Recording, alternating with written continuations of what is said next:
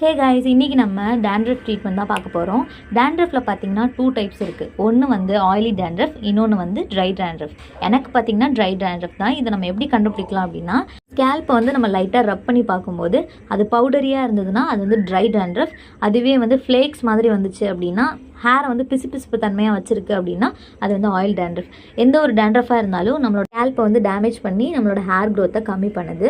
அது கூட பரவாயில்ல, இருக்கிற ஹேரும் வந்து நமக்கு லாஸ் ஆகுது. ஸோ நம்ம எப்போவுமே டேண்ட்ரஃப் இல்லாமல் ஸ்கேல்ப்பை க்ளீனாக பார்த்துக்கிட்டா மட்டும்தான் நம்மளோட ஹேர் வந்து இருக்கிறதையாவது நம்மளால் காப்பாற்ற முடியும். அகெயின் நம்ம ஒரு இடத்துல முடி உதிர்ந்ததுன்னா அந்த இடத்துல வந்து வளர்கிறதுக்கு ஹெல்ப்ஃபுல்லாக இருக்கும். நான் வீட்லேயே ட்ரை பண்ணுறேன் அப்படின்னா நீங்கள் தாராளமாக வந்துட்டு இந்த சின்ன வெங்காயம் இருக்குது இல்லையா, அதை வந்து நம்ம அரைச்சி அதை நம்ம வந்து பச்சையாகவே வந்து யூஸ் பண்ணிக்கலாம்.